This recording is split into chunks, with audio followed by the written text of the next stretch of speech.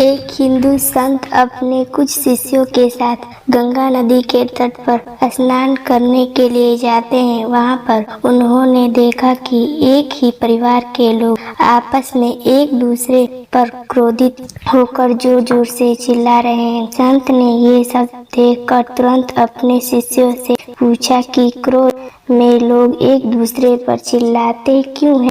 सभी शिष्यों देर के लिए सोचते रहे और बाद में एक शिष्य ने कहा, क्योंकि हम क्रोध में अपने मन की शांति को खो देते हैं और इसलिए हम दूसरों पर चिल्लाते हैं।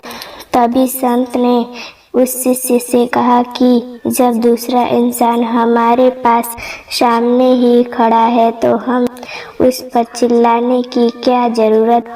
हमें उसे जो कहना होता है वो हम धीमी आवाज में भी उसे कह सकते हैं। वे शिष्य संत की इस बात का जवाब नहीं दे पाया। दूसरे शिष्यों ने भी इसका जवाब देने का प्रयास किया, किंतु उनकी बात से बाकी लोग संतुष्ट नहीं हुए। अंत में सभी शिष्यों ने संत से कहा कि आप ही हमें समझाएं। संत ने समझाया कि जब दो लोग एक दूसरे से नाराज होते हैं तब उन दोनों की दिल एक दूसरे से दूर हो जाते हैं। इस परिस्थितियों में वो लोग एक दूसरे को बिना चिल्लाए नहीं सुन पाते हैं। वो लोग जितना ज्यादा क्रोधित होते हैं उतनी ही उनके बीच में दूरी बढ़ती है और उतना ही उन लोगों को ज्यादा चिल्लाना पड़ता है। जब दो लोग के बीच में प्रेम होता है तब वो चिल्लाते नहीं है।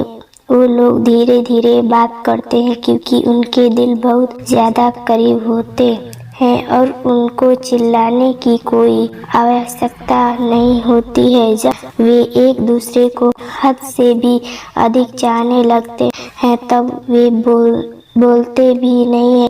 वे तो सिर्फ एक दूसरे की तरफ देखते हैं और सामने वाला क्या कहना चाहता है वो समझ जाते हैं। संत ने शिष्यों से भी कहा कि जब हम किसी से बात करें तब हमें ये बात ध्यान में रखनी चाहिए कि हमारा हृदय आपस में दूर न हो। हमें किसी से भी ऐसे शब्द नहीं बोलने चाहिए जिससे हमारे बीच की दूरी बढ़े। हमें चर्चा करनी चाहिए, बातें भी करनी चाहिए, लेकिन चिल्लाना नहीं चाहिए।